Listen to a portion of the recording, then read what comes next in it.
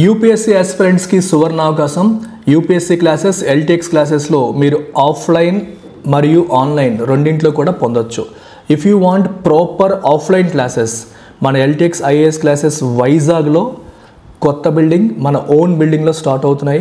New batches 1 May 2025 నుండి వస్తున్నాయి. ఇది మీకు జాబ్ వచ్చేంత వరకు మీకు యాక్సెస్ ఉంటుంది. The best part is you have air condition classrooms, reading room facility, library, computer lab.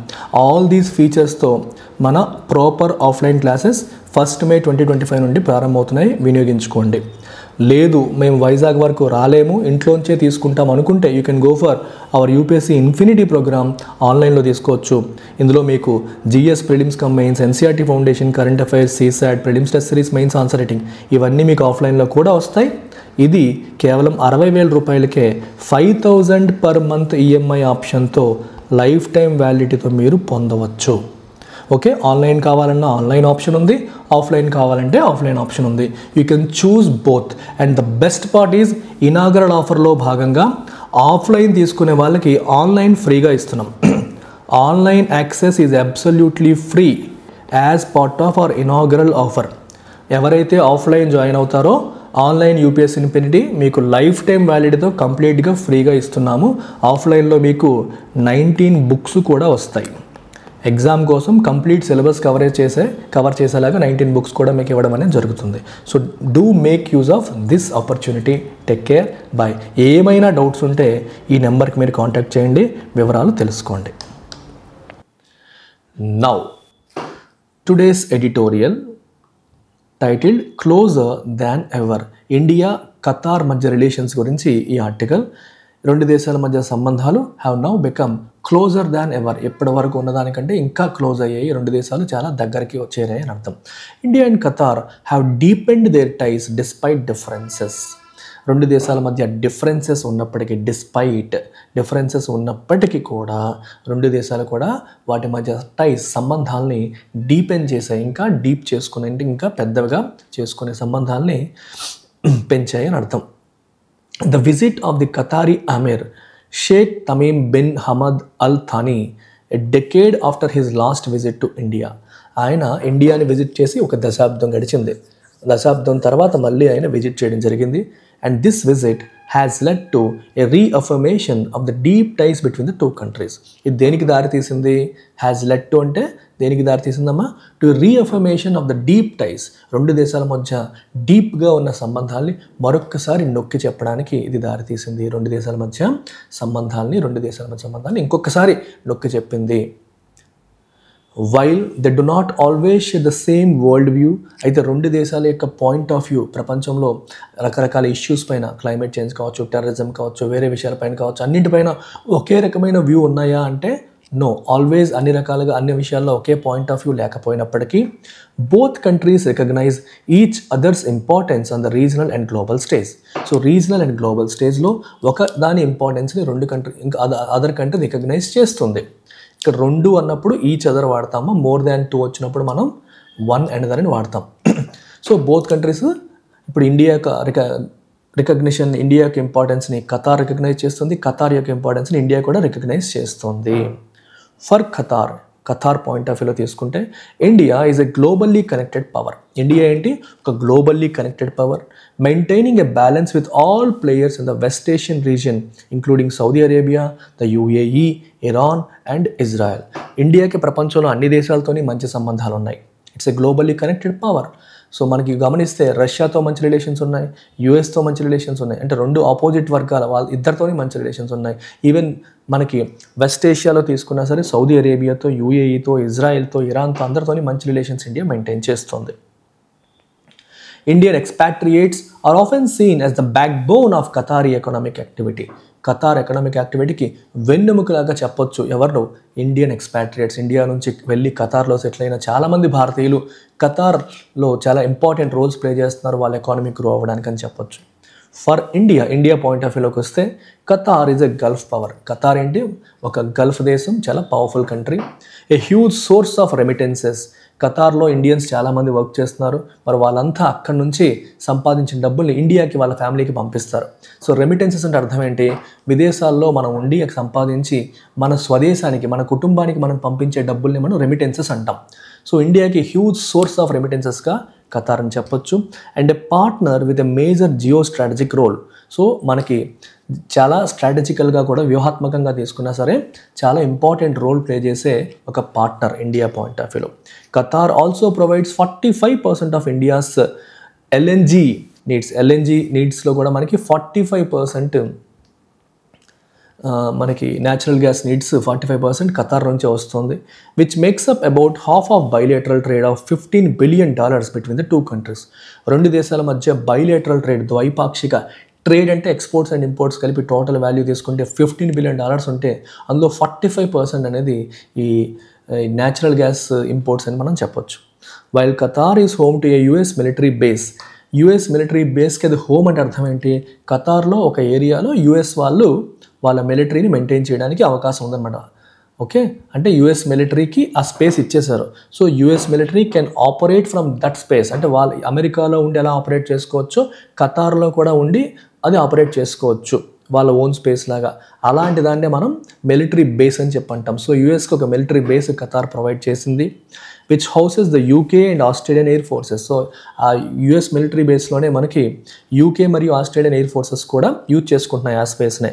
It has also hosted groups such as the Hamas and Taliban. ఇక్కడ గమనించండి, ఖతార్ అనేది అమెరికాకి సపోర్ట్గా ఉన్నప్పటికీ కూడా కొన్ని మిలీషియా అంటే అన్అఫీషియల్ మిలిటరీ ఆర్గనైజేషన్స్ని మిలీషియాస్ అంటాం. మిలిటరీ ఆర్గనైజేషన్స్ ఎవరు మెయింటైన్ చేస్తారు? గవర్నమెంట్ కాకుండా ఇంకెవరైనా మెయింటైన్ చేస్తే, ప్రైవేట్ వ్యక్తులు కానీ వేరే వర్గాలు కానీ చేస్తే దాన్ని మిలీషియా అంటాం. సో ఆర్మ్డ్ వెపన్స్తో ఒక సైన్యాన్ని మెయింటైన్ చేస్తే దాన్ని మిలీషియా అని చెప్పి అంటాం. హమాస్, తాలిబాన్ ఇప్పుడు గవర్నమెంట్ అయిపోయింది, బట్ ఒకప్పుడు టెర్రరిస్ట్ ఆర్గనైజేషన్గా కదా ఉండేది. సో ఇలాంటి వాళ్ళని కూడా హోస్ట్ చేసింది Qatar. And maintains ties with regional militia groups. అదే చెప్పాను, మిలీషియాస్ అంటే ఇప్పుడు మీకు చెప్పిన మీనింగ్. వాళ్ళతో టైస్ అంటే మన సంబంధాలని, రిలేషన్స్ని మెయింటైన్ చేస్తుంది. In it's recent decision to broaden it's engagement with the Taliban regime in Afghanistan, the Narendra Modi government has leaned on the Qatari leadership. చూడండి, in its recent decision to broaden its engagement with the Taliban regime in Afghanistan. ఆఫ్ఘనిస్తాన్లో Taliban regime అంటే ప్రభుత్వం, government, system of government, వాళ్ళతో ఉన్న మన రిలేషన్స్ని broaden, ఇంకా పెద్దది చేసుకోవాలని చెప్పి గవర్నమెంట్ ఆఫ్ ఇండియా రీసెంట్గా డిసైడ్ అయ్యింది. అయితే ఈ క్రమంలో మరి వాళ్ళతో కనెక్ట్ అవ్వడానికి ఎవరిని ఉపయోగించుకుంది? ఖతార్. ఎందుకంటే Qatar has very good relationship with Taliban. So Narendra Modi government has leaned on, అంటే depended on, relied on the Qatari leadership to connect with the Taliban regime. So తాలిబాన్స్తో కనెక్ట్ అవ్వడానికి ఖతారీ లీడర్షిప్ పైన ఆధారపడింది. In addition, ఇది కాకుండా the Qatari Amir's decision to pardon 8 former Indian naval personal. So Indian naval personal ఒక 8 మంది తెలియకుండానే వాళ్ళు స్పైయింగ్ చేశారని చెప్పి వాళ్ళ ఆరోపణలు వచ్చి వాళ్ళని ఖతార్లో అరెస్ట్ చేశారు. వాళ్ళకి ఉరిశిక్ష కూడా విధించడం అనేది జరిగింది. అయితే మన గవర్నమెంట్ ఆఫ్ ఇండియా రిక్వెస్ట్ని గుర్తించి ఖతారీ అమీర్ పార్డన్ చేయడం జరిగింది. Reportedly accused of spying, and వాళ్ళకి స్పైయింగ్ చేశారని చెప్పి, స్పైయింగ్ అంటే అర్థం ఏంటమ్మా? గూఢచర్యం చేశారని చెప్పి వాళ్ళపైన ఆరోపణ. అందుకు వాళ్ళకి మరణశిక్ష పడితే సో ఇండియన్ గవర్నమెంట్ ఇన్వాల్వ్మెంట్ వల్ల కొంచెం వాళ్ళని క్షమించడం జరిగింది. And handed the death sentence in 2023. So spy చేశారని చెప్పి వాళ్ళకి డెత్ సెంటెన్స్ విధించారు 2023లో. సో వాళ్ళని వాళ్ళ రిక్వెస్ట్ ప్రకారం పార్డన్ చేయడం జరిగింది. అండ్ ఇలా పార్డన్ చేయడం ఏదైతే ఉందో, it has helped forge a closure understanding. దానివల్ల వాళ్ళకి మనకి అండర్స్టాండింగ్ కూడా ఇంకా ఫోర్జ్ అంటే బిల్డ్, క్లోజర్ అండర్స్టాండింగ్ బిల్డ్ అవ్వడానికి అది ఉపయోగపడింది అని మనం చెప్పొచ్చు. ఓకేనా, అది ఉపయోగపడిందని మనం చెప్పొచ్చు. It is fitting and long overdue, therefore, that after the talks in Delhi, India and Qatar decided to upgrade ties to a strategic partnership.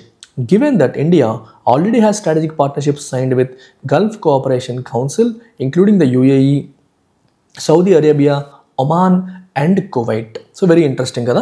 So ఇప్పటివరకు ఏం చెప్పారు? ఇండియాకి మరియు ఖతార్కి ఉన్న రిలేషన్స్ గురించి మాట్లాడుతూ వచ్చారు. సో అక్యూజ్డ్ ఆఫ్ అంటే ఆరోపించబడిన అని అర్థం.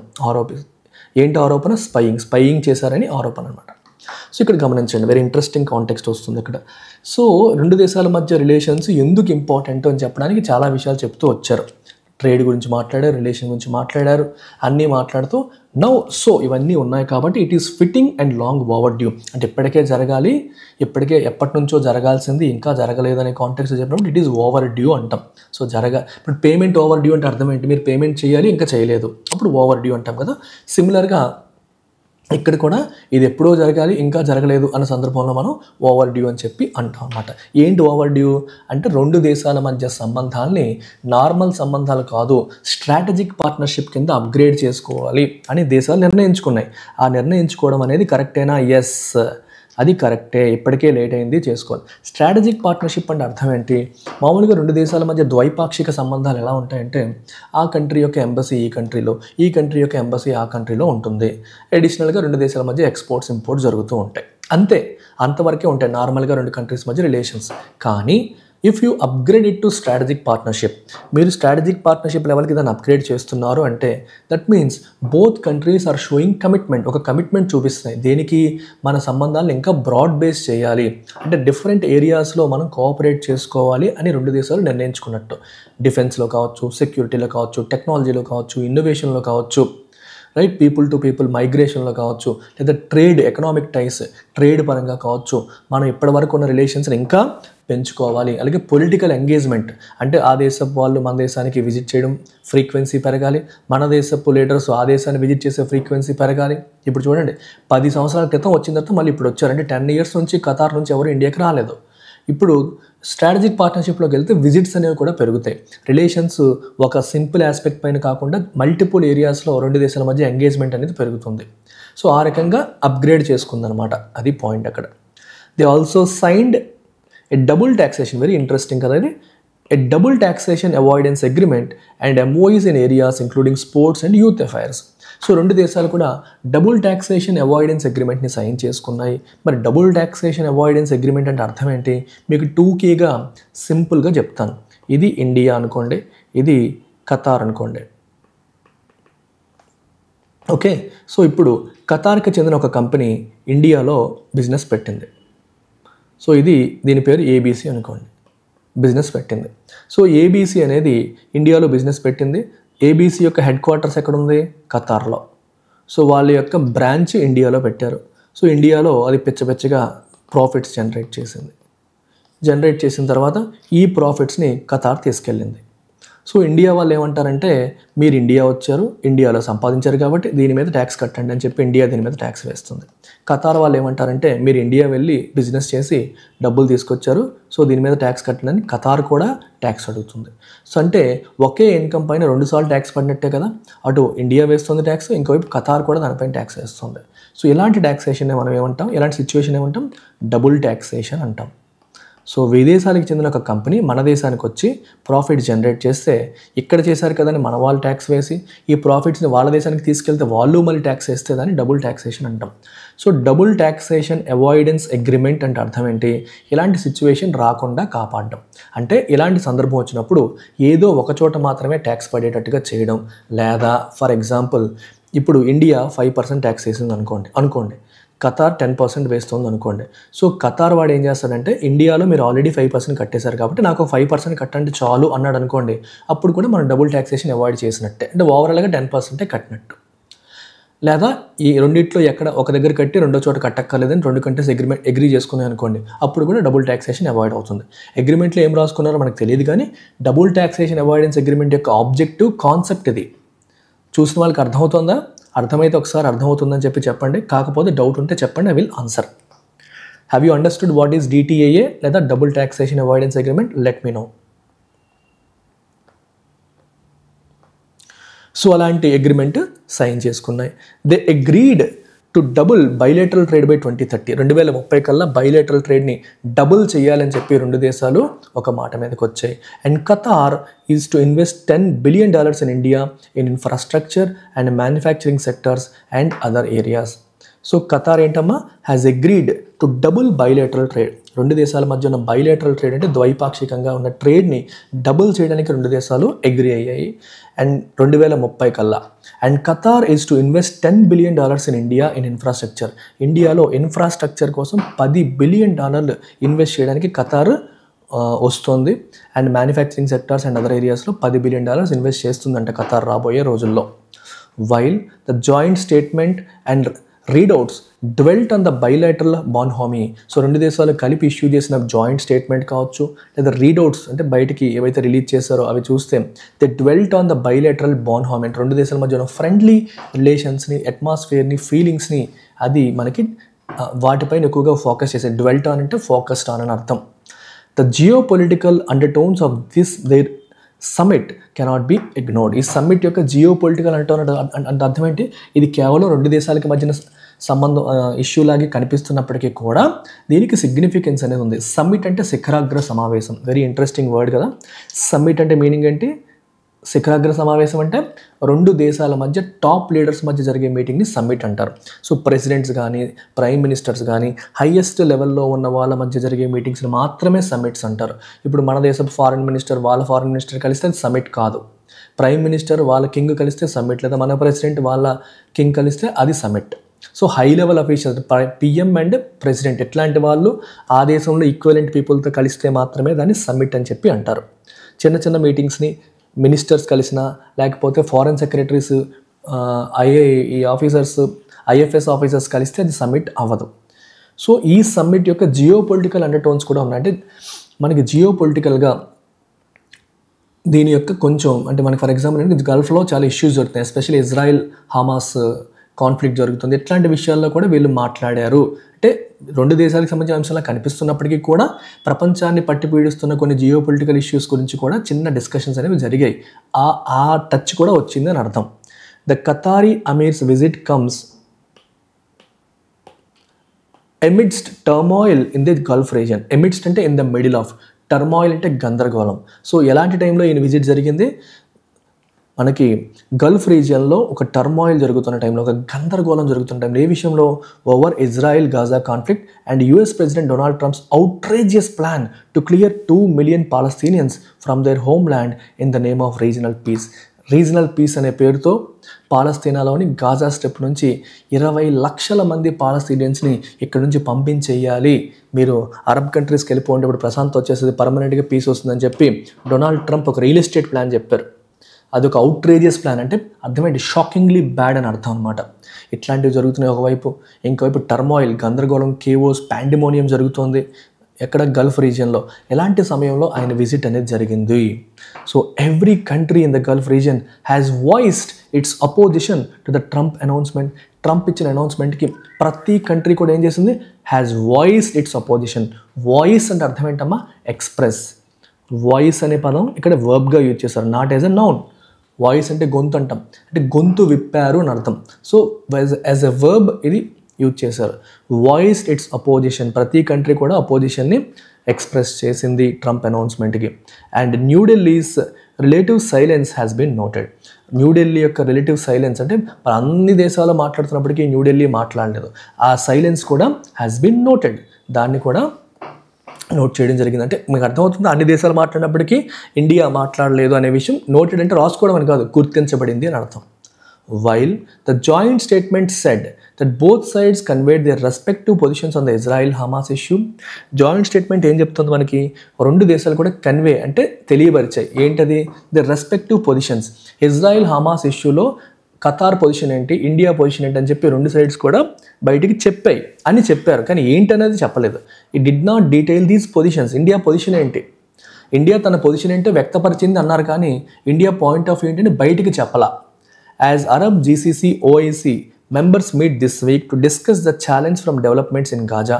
గాజాలో జరుగుతున్న డెవలప్మెంట్స్ గురించి ఎట్లా ఈ ఛాలెంజ్ని ఎట్లా హ్యాండిల్ చేయాలి ఏంటి అని డిస్కస్ చేయడానికి అరబ్ కంట్రీస్, ఈ Gulf cooperation council countries, OIC countries అన్నీ కూడా కలిసి మాట్లాడబోతున్నాయి. ఈ టైంలో మాట్లాడబోతున్న ఈ సమయంలో the India Qatar talks may have delivered the opportunity for both sides to bridge the divide between them.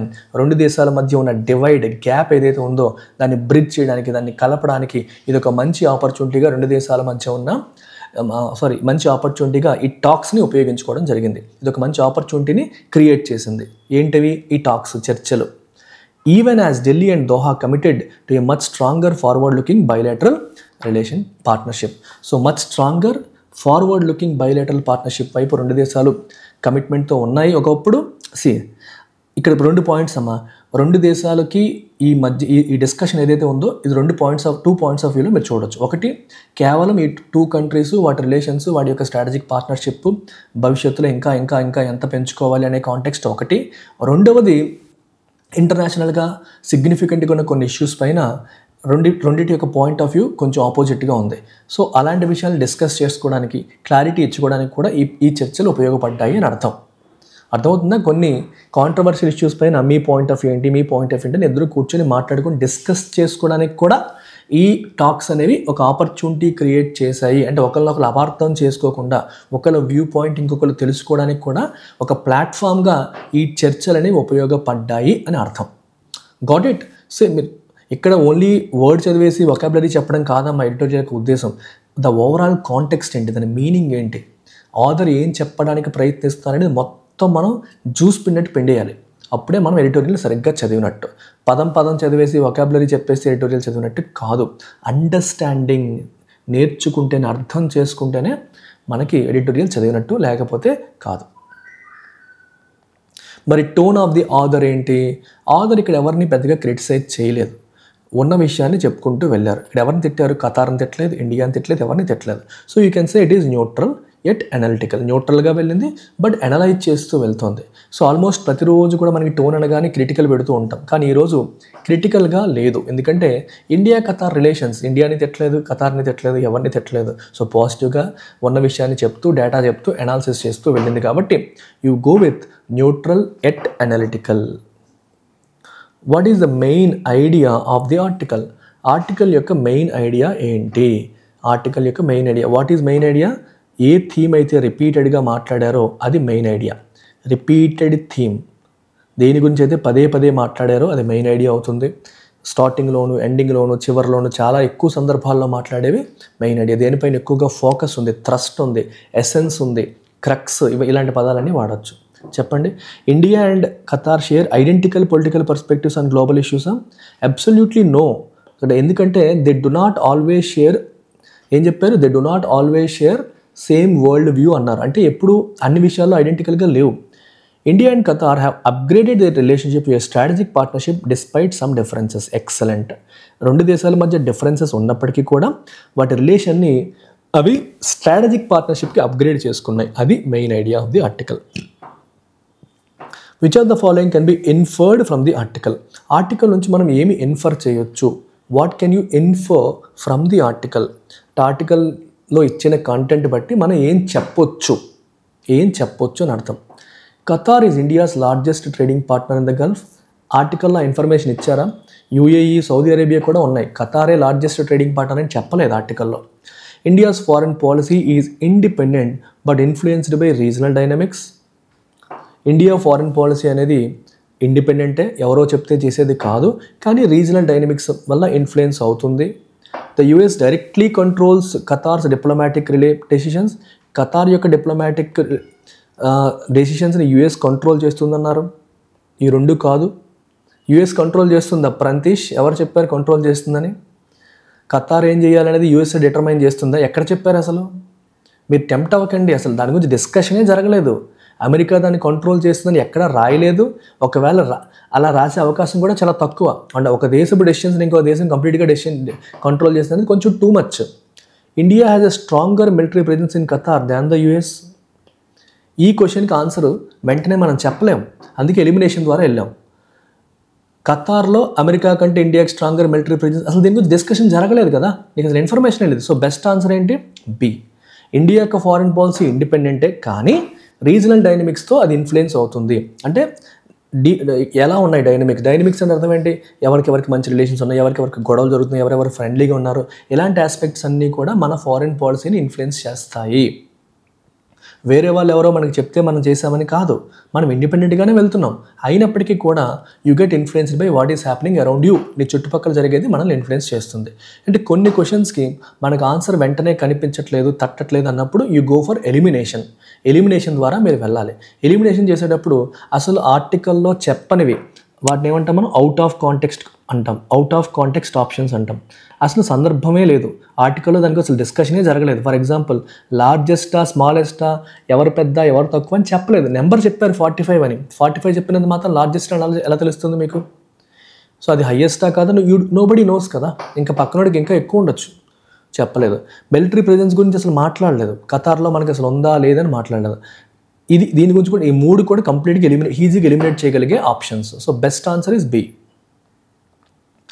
Which assumption underlies article's argument?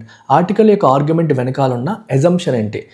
అక్కడ very important point ఏంటంటే which assumption underlies article's argument. ఇది ఎలా answer చేయాలి?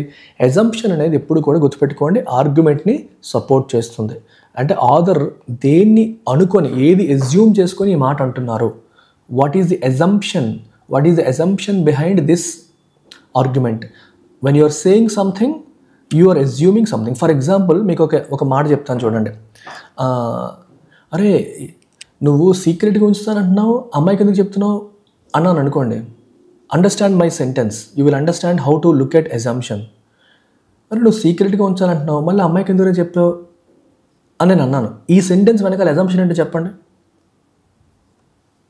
నేను చెప్పిన statement వెనకాల assumption చెప్పండి. సీక్రెట్గా ఉంచుతానంటున్నావు, అమ్మాయికి చెప్తున్నావు, ఇది నా సెంటెన్స్, దాని వెనకాల అజంప్షన్ ఏంటి? నేను బయటికి చెప్పకుండా చెప్తున్న మాట ఏంటి?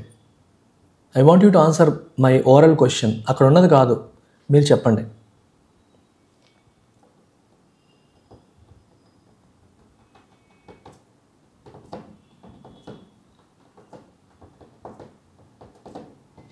What is the assumption behind the statement? నేను చెప్తున్న స్టేట్మెంట్ ఏంటి? You want to keep it secret, but why are you telling it a women? దాని వెనకాల అజంప్షన్ ఏంటి? అజంప్షన్ ఏంటి అంటే అమ్మాయిలు సీక్రెట్స్ దాచుకోరు. ఆ మాట నేను చెప్పలా, ఓపెన్గా ఆ మాట నేను చెప్పలేదు, కానీ నా సెంటెన్స్ వెనకాల ఆ మీనింగ్ ఉందా లేదా? నా సెంటెన్స్ వెనకాల ఆ మీనింగ్ ఉందా? అమ్మాయిలు ఆ మాట వాళ్ళ నోట్లో ఏది దాగదు, ఆవగింజైనా ఉండదు, ఏదో అంటారు చూడండి, అది ఉండదు అని అర్థం. సో వాళ్ళు ఏది దాచుకోలేరు అనే మీనింగ్, అనే అజంప్షన్ నేను తీసుకున్నాను బై డిఫాల్ట్. నేను అజంప్షన్ తీసుకున్నాను కాబట్టే సీక్రెట్ అంటున్నావు, అమ్మాయికి ఎందుకు చెప్తున్నావు అంటే అమ్మాయి సీక్రెట్ ఉంచదు, అందరికీ చెప్పేస్తుంది అని అర్థమవుతుందా? తను సీక్రెట్గా దాచుకోలేదు, ఊరంతా చెప్పేస్తుంది అంటే అమ్మాయిలు దాచుకోరు. సో నేను అలా ఎజ్యూమ్ చేసుకున్నాను కాబట్టి అలాంటి స్టేట్మెంట్ ఇచ్చాను. So assumption always strengthens the argument. నేనేం ఎజ్యూమ్ చేసుకున్నాను? గర్ల్స్ డోంట్ కీప్ సీక్రెట్స్ అనేది నా అజంప్షన్. ఆ అజంప్షన్ ఉంది కాబట్టి ఏం చెప్పాను నేను? అరే అమ్మాయికి ఎందుకు చెప్తున్నావు, సీక్రెట్గా ఉంచాలంటున్నావు. సో ఈ అజంప్షన్ ఉంది కాబట్టి అలాంటి స్టేట్మెంట్ వచ్చింది. సో అజంప్షన్ ఎప్పుడు కూడా ఆర్గ్యుమెంట్ని సపోర్ట్ చేస్తుంది, దాంతో లింక్ అయి ఉంటుంది, అది పాయింట్. సో ఆథర్ ఆర్గ్యుమెంట్ని సపోర్ట్ చేస్తున్న పాయింట్ ఏంటి? Economic partnerships can strengthen geopolitical relationships. పక్కన పెడదాం. Countries with different political views cannot form strong economic ties. Different political views ఉన్న వాళ్ళు స్ట్రాంగ్ ఎకనామిక్ టైస్ని ఫామ్ చేయలేరా? అలా ఏం లేదు. సో డిఫరెంట్ పొలిటికల్ వ్యూస్ ఉన్న వాళ్ళు కూడా ఫామ్ చేయగలరు అని చెప్పడానికే India Qatar example. Qatar depends entirely on India, extreme, entirely మన మీదే ఆధారపడుతుంది. ఎక్స్ట్రీమ్స్ జనరల్గా ఆన్సర్ కాదు కదా. Military alliances are the only basis, again extreme. Strong international రిలేషన్స్కి మిలిటరీ బేసిస్ మాత్రమే బేసిస్ అన్నాడు, extreme. So C and D ఇమీడియట్గా ఎలిమినేట్ చేసేయచ్చు. బి కూడా తేడాగానే ఉంది. So answer is A.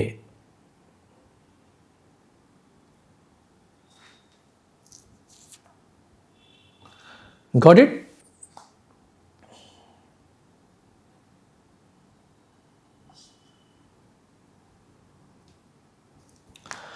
According to the article, what role do Indian expatriates play in Qatar? Article ప్రకారం Indian ఎక్స్పాట్రియేట్స్ అంటే అర్థం ఏంటి? భారతదేశం నుంచి బయటికి వెళ్ళిన వాళ్ళు, విదేశాల్లో ఉన్న వాళ్ళు ఎటువంటి రోల్ ప్లే చేస్తున్నారు? వాళ్ళు టూరిజం, హాస్పిటాలిటీలో ఇన్వాల్వ్ అయ్యారని చెప్పారా? ఏ సెక్టార్లో ఉన్నారో చెప్పలేదు. They have no significant role ఉందని చెప్పారు. They are considered a major workforce supporting Qatar's economic activities. Yes, major backbone అని చెప్పారు. ఎందులో పనిచేస్తారని చెప్పలేదు, కానీ they are like backbone అని చెప్పడం జరిగింది. They work primarily in diplomatic positions, అలా ఏం చెప్పలేదు, డిప్లొమాటిక్ పొజిషన్స్లోనే ఉన్నారని అనలేదు. Why did the Qatari Amir's decision to pardon Indian naval personnel help strengthen ties? Qatari Amir Indian naval పర్సనల్ని పార్డన్ చేయాలని డిసైడ్ అయ్యారు. ఆ డెసిషన్ అనేది టైస్ సంబంధాన్ని బలపరచడానికి ఏ రకంగా ఉపయోగపడుతుంది? ఆ డెసిషన్ అనేది సంబంధాన్ని బలపరచడానికి ఏ రకంగా ఉపయోగపడుతుంది? చూడండి, it showed Qatar's interest in increasing LNG exports to India. అవునా? ఎల్ఎన్జీ ఎక్స్పోర్ట్స్ పెంచుకోవడం కోసమే వాళ్ళు పార్డన్ చేశారా? No. It resolved a major diplomatic issue fostering goodwill between the two nations. Yes, దౌత్యపరంగా ఉన్న ఒక ఇష్యూని సార్ట్ అవుట్ చేసింది, రెండు దేశాల మధ్య గుడ్ విల్ని అది పెంచింది. ఏం చేసిందమ్మా? గుడ్ విల్ని స్ట్రెంగ్తెన్ చేసింది. సో ఇది కరెక్ట్ ఆన్సర్ అవుతుంది. What does the word bonhomie mean in the article? Bonhomie అనే పదానికి మీనింగ్ ఏంటి చెప్పండి? Friendliness and warmth. Friendliness and warmth. Camaraderie, bonhomie, friendliness, warmth. Reaffirmation అనే పదానికి మీనింగ్ ఏంటి? The act of denying, no, the act of confirming or restating something. Thank you Shivakumar, very good అమ్మా, very good. This is what gives me kick. అబ్బాయి ఏమంటున్నాడు చూసారా? 1 year నుంచి చూడని ఇంప్రూవ్మెంట్ని 1 monthలో చూస్తున్నా. ఇంతకంటే ఏం కావాలి టీచర్కి? మీలో ఇంప్రూవ్మెంటే నాకు కిక్ ఇచ్చేది. వెరీ గుడ్ అమ్మా. The process of creating new policies, a shift in diplomatic priorities. Answer ఏంటి? B. In the phrase step up engagement, what does step up mean? Step up అనే పదానికి మీనింగ్ ఏంటి? స్టెప్ అప్ ఎంగేజ్మెంట్ అనే ఫ్రేజ్లో step up అనే పదానికి meaning ఏంటి చెప్పండి? Increase or enhance efforts. Step up అంటే ఇంక్రీజ్ చేయడం. You must step up your efforts if you want to crack government job. Government జాబ్ని మీరు క్రాక్ చేయాలనుకుంటే మీరు మీ ఎఫర్ట్స్ని స్టెప్అప్ చేయాలి, పెంచాలి, ఎన్హాన్స్ చేయాలి అని అర్థం. Now let's take this second article and skim through it. ఒక్కసారిగా స్కిమ్ చేసుకుంటూ వెళ్ళిపోదాం. Russia reset, any solution to the Ukraine war will have to find acceptance in Europe.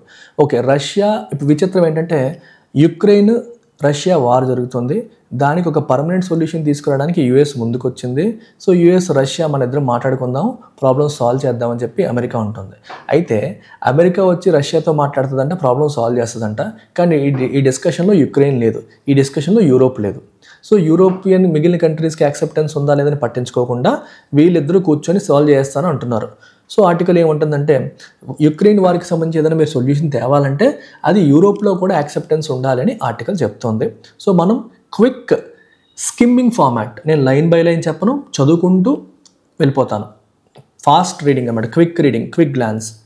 Okay, talks, చర్చలు, యుఎస్కి రష్యన్ అఫీషియల్స్కి మధ్య రియాద్లో జరిగిన చర్చలు ఫస్ట్ మేజర్ ఇంటరాక్షన్ అది. It marks a beginning of a reset. So రెండు దేశాల మధ్య ఉన్న రిలేషన్స్ని రీసెట్ చేయడానికి ఇది ఒక బిగినింగ్గా మనం చెప్పొచ్చు. ఒకప్పుడు కోల్డ్ వార్లో రెండు కంట్రీస్ అడ్వర్సరీస్ అంటే ఒకరినొకరు శత్రువులుగా భావించేవాళ్ళు.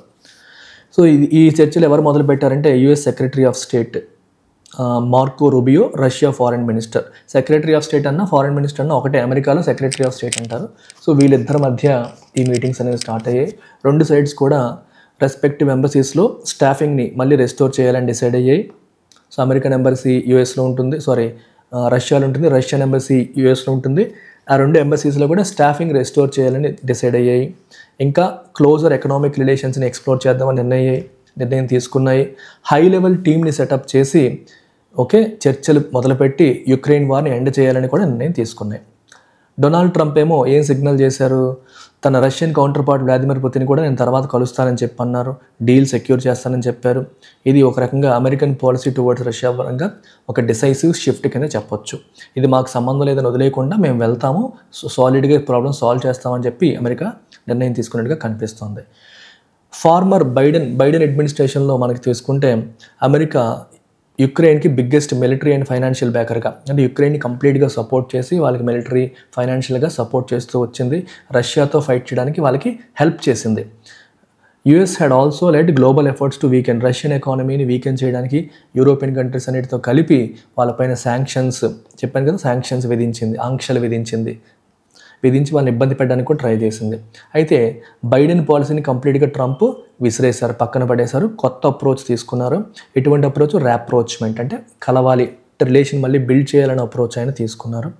Something reminiscent of Henry Kissinger's historic outreach to Mao's China at the height of cold war టైంలో ఆయన హెన్రీ కిస్సింగర్ ఎలాగైతే మావోని కలవడానికి ప్రయత్నం చేశారో అలాగే ఇప్పుడు కూడా ట్రంప్ పుతిన్తో కలిసి ప్రాబ్లమ్ని సాల్వ్ చేయడానికి ట్రై చేస్తున్నారు.